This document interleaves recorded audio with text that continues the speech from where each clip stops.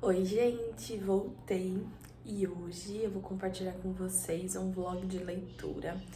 Eu comprei vários livros mês passado na feira do livro da Unesp. Tem vídeo aqui no canal mostrando quais foram os livros que eu comprei e tudo mais. E eu decidi começar a ler A Natureza da Mordida, da Carla Madeira. Tá no plástico, gente.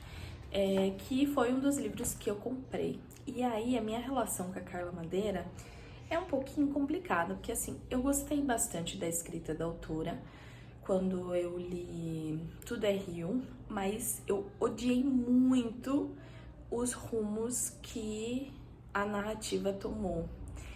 E aí eu decidi dar uma chance pra Natureza da Mordida. Vou tirar aquele livro do plástico, que está lacradinho. Queria dizer assim, né, que essa capa é belíssima. E eu não faço ideia sobre o que fala. Fiz um lanchinho, já peguei minha lapiseira, o livrinho, um marca-páginas.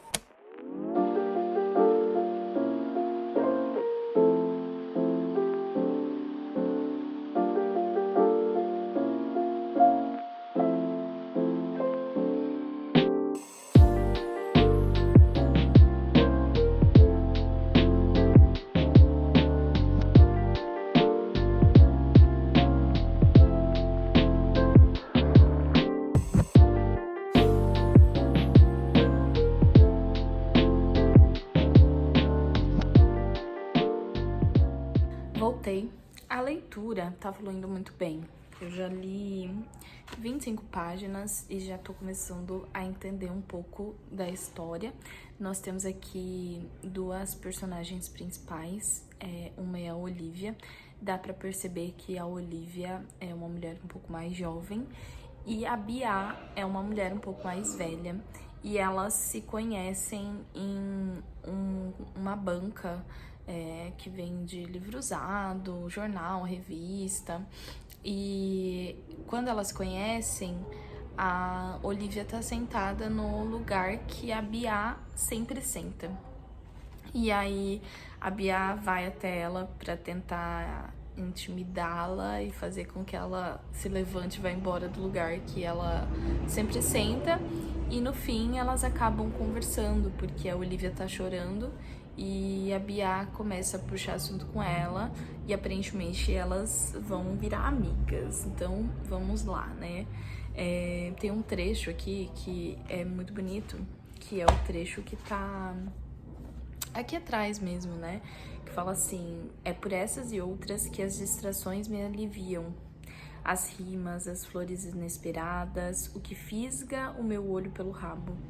A vida não é de confiança, Olivia. Nos apunhala com a mesma faca que passa manteiga.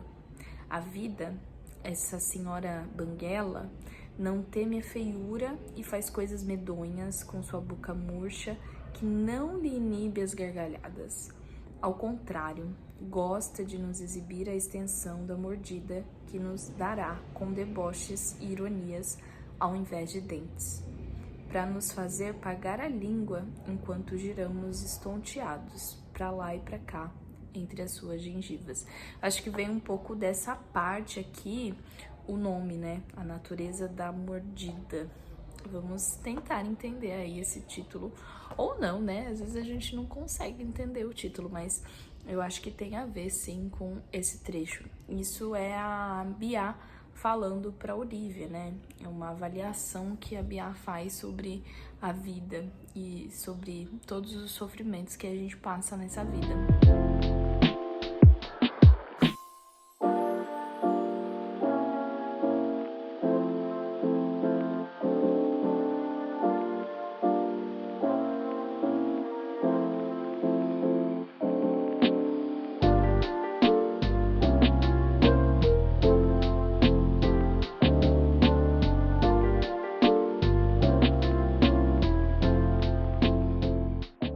Eu queria muito ler, porque eu estou obcecada por A Natureza da Mordida. Mas eu tenho que ir pra academia, eu tenho redação pra corrigir e tenho que estudar pra pós-graduação.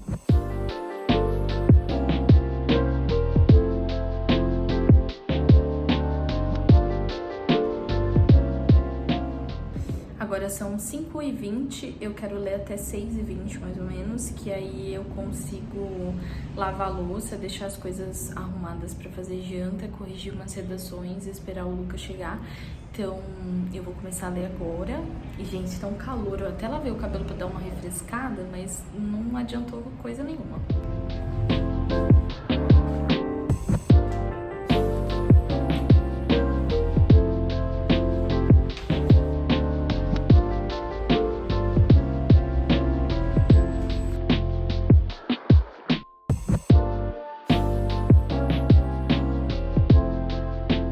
Eu tenho que sair daqui a pouco, mas eu vou ficar lendo até a hora de sair.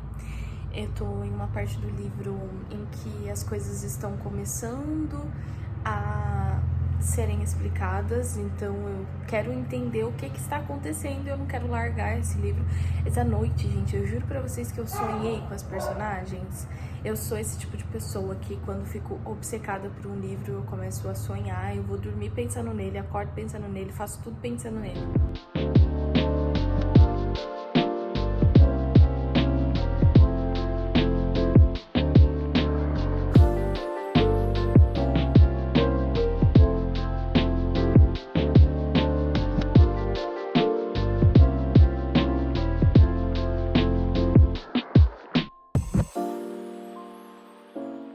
Gente, eu me entreti tanto aqui na leitura, eu tô chocada com as coisas que estão acontecendo e eu vou ter que parar, porque eu tenho que sair. E o Lucas já tava me ligando há uns 5 minutos e eu não vi, porque eu realmente estava concentradíssima na leitura. Eu estou chocada com essa história, chocada. Eu estou achando muito, muito, muito melhor do que Tudo é Rio, porque eu tenho as minhas ressalvas sobre Tudo é Rio. Eu acho que esse livro aqui tem um recorte bem mais interessante. E quando eu terminar de ler, eu quero falar sobre todas as minhas impressões, porque é um livrão.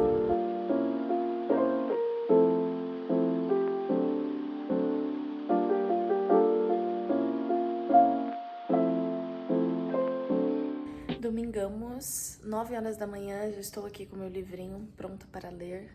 Vou tentar terminar esse livro hoje, eu preciso terminar esse livro hoje, porque essa semana vai ser complicada. E eu preciso acabar com essa obsessão logo. Eu tô em uma parte do livro em que a Olivia escreveu toda a história dela com a amiga Rita e tá lendo pra Bia. E assim, eu estou me sentindo envolvida em uma grande fofocona, porque eu não sei aonde isso vai dar.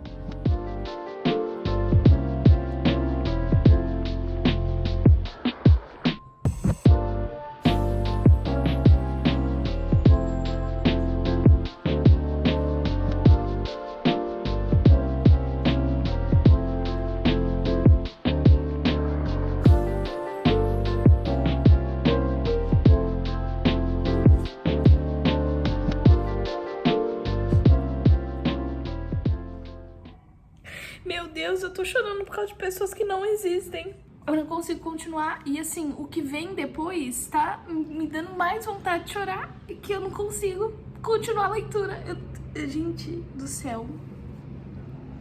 A literatura, ela é uma coisa absurda, entendeu? Porque isso é catarse pura, entendeu? Como palavras, olha isso, presta atenção, como palavras conseguem mexer tanto com os nossos sentimentos. Como?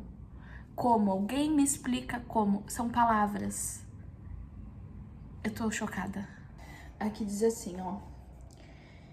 Não vem da morte a minha aflição. A morte é mais leve do que uma pluma. Já a responsabilidade de viver é mais pesada do que uma montanha. Minha aflição vem dos poucos dias que restam e as tantas coisas que se perpetuarão. Nunca li Os Miseráveis em francês e a certeza de que não o farei me arrasa. Não me desculpei com um aluno de quem tirei pontos por tê-lo visto arrancar uma meleca comprida do nariz. Quanta estupidez tem o poder sem sabedoria? E o amor? Há tanto amor que não experimentei. Não tive nos braços um rebento de Teresa.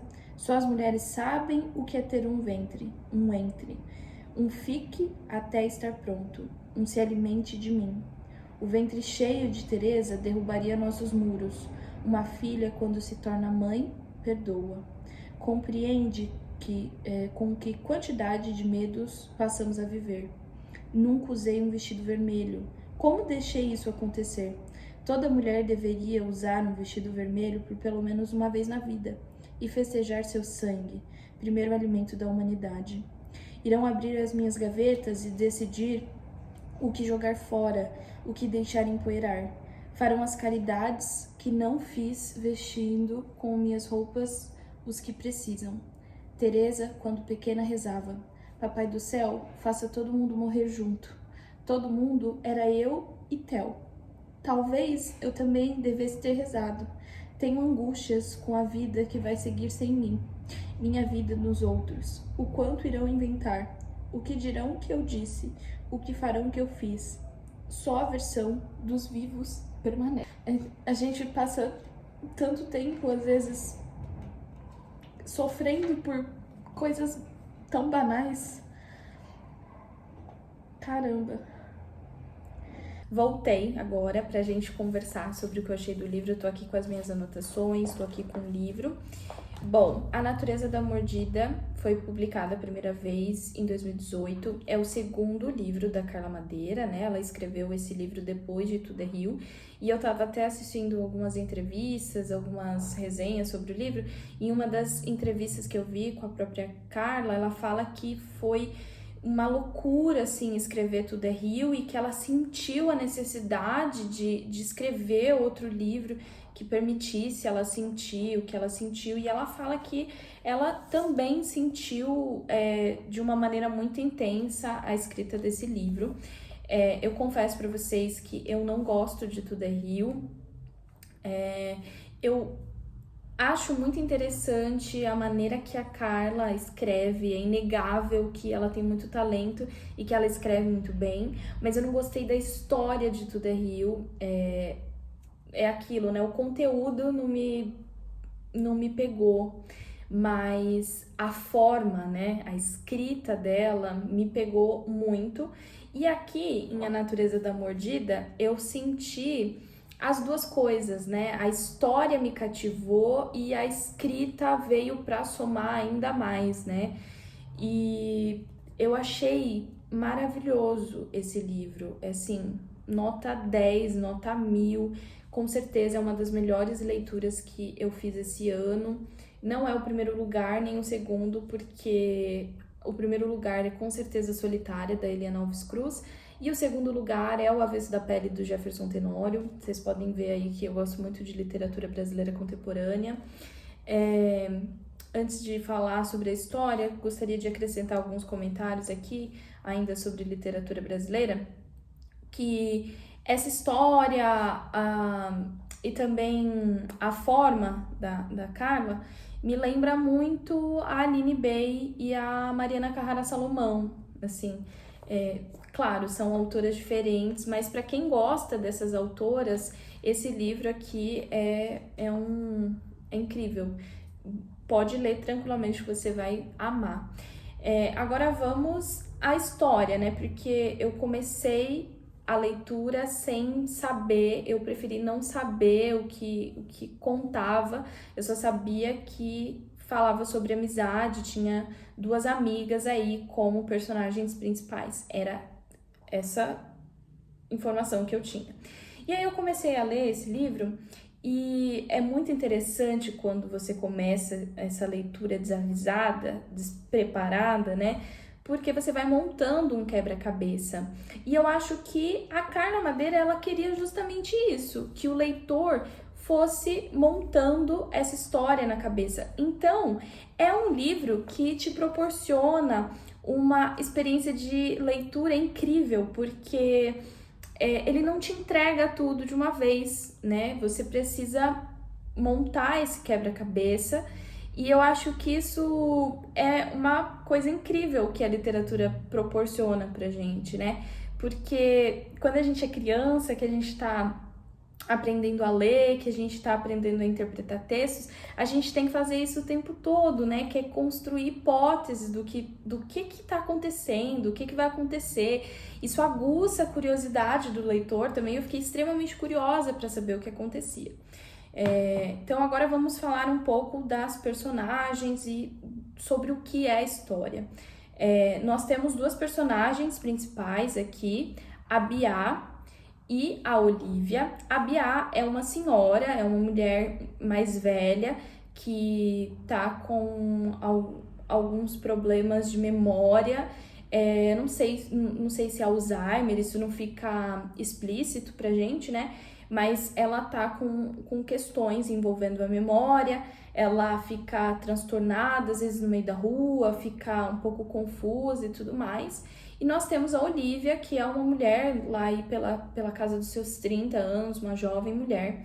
E um belo dia, a Bia vai pra banca, que é tipo um sebo, café, que ela sempre vai todos os domingos, e ela sempre senta no mesmo lugar. E quando ela chega lá, tem essa mulher sentada no lugar dela, e ela fica incomodada com aquilo. E aí ela vai até essa mulher pra ela se levantar e ir embora do lugar dela. E aí, quando ela chega para conversar com essa mulher, ela se dá conta que ela tá chorando.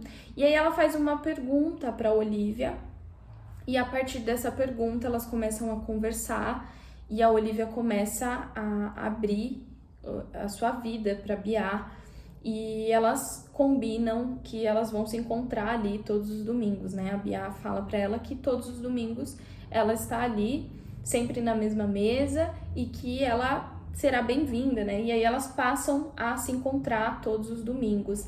E a partir desses encontros, a gente vai conhecendo a história da Olivia e a história da Bia. E aí é muito interessante porque nós temos uma narrativa em primeira pessoa aqui, mas nós temos dois narradores diferentes. Tem a Bia, que conta a história a partir das suas anotações, porque, como eu disse, ela tem problemas de memória, então ela faz anotações sobre o que acontece, enfim, para ela não esquecer. E nós temos a narradora Olivia também narrando esses encontros, né? E aí, eu acho muito interessante que os capítulos da Olivia são sempre marcados com o número dos encontros, né? Então, encontro 1, primeiro encontro, segundo encontro e tudo mais. E as narrações da Bia vêm como anotações de Bia.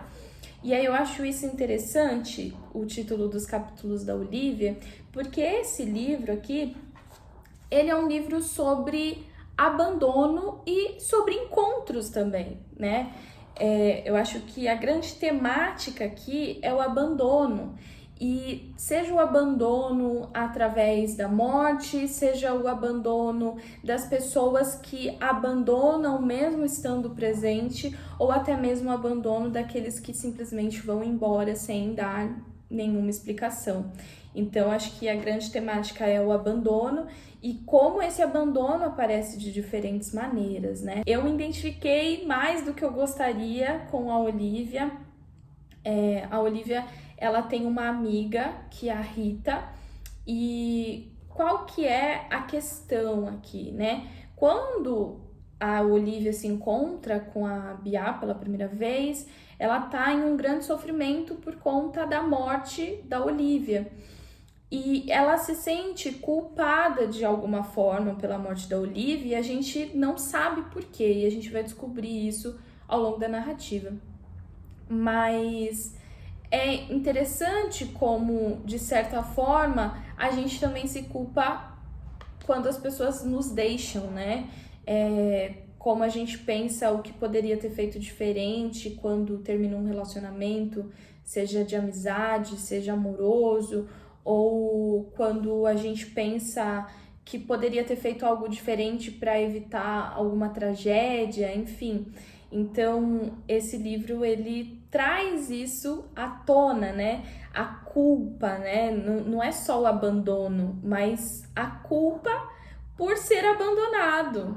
Um outro aspecto do livro que eu gostaria de comentar aqui é sobre a importância que a palavra tem. porque a Bia é psicanalista e a Olivia é jornalista. Então, o principal objeto das duas é a palavra. E quando elas se encontram pela primeira vez, a Olivia, ela tá escrevendo desesperadamente sobre tudo que ela sente em relação à perda que ela teve.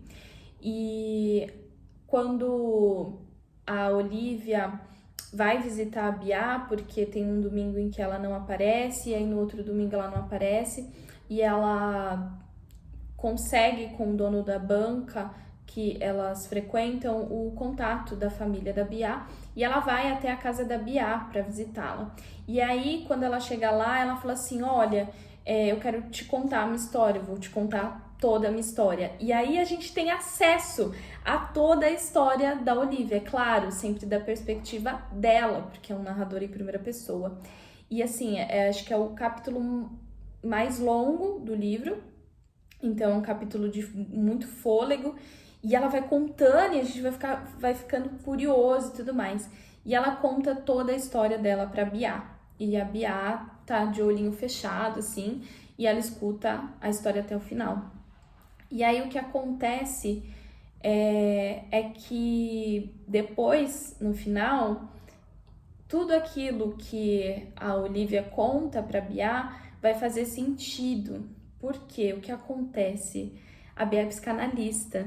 E o psicanalista, ele dá muita importância à palavra. A palavra é muito importante na psicanálise. Então, algumas coisas que a Olivia diz tem um grande peso, porque o que acontece? Agora é um spoiler, né? Então, se você não quer saber o que acontece, pode pular. Acontece o seguinte, a Rita se distanciou da Olivia na adolescência, né? E a Olivia se sente culpada por esse distanciamento. E aí, ela tá lidando com a morte da Rita.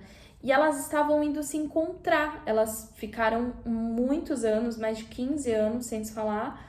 E quando elas marcam de se encontrar, a Olivia vê a Rita e a Rita morre em uma tragédia.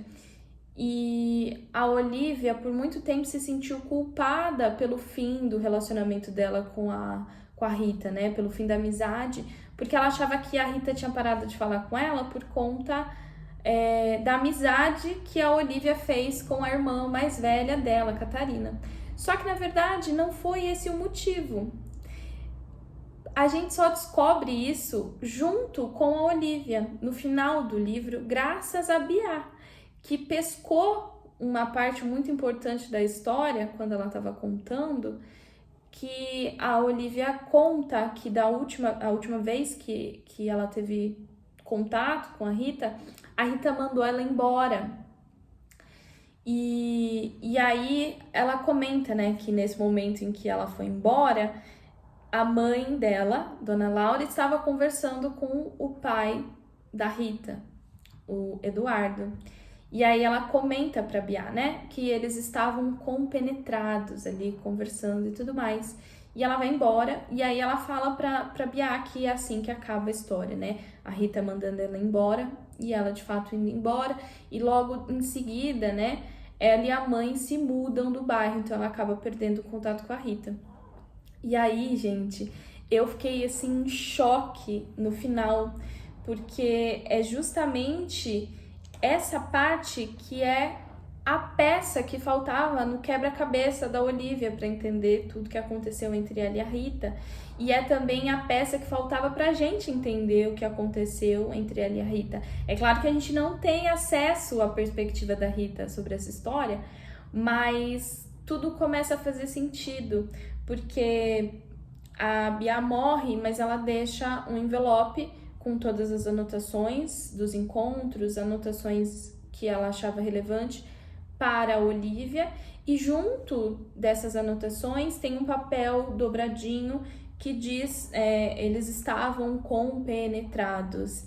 E aí isso é um grande insight que a Olivia tem naquele momento, porque ela percebe que a Bia queria dizer algo para ela. Isso me lembrou muito o que acontece nas sessões de análise, né? Eu fazia psicanálise E muitas vezes a minha terapeuta dava muita importância para as palavras que eu escolhia e a gente começava a mergulhar nisso, né?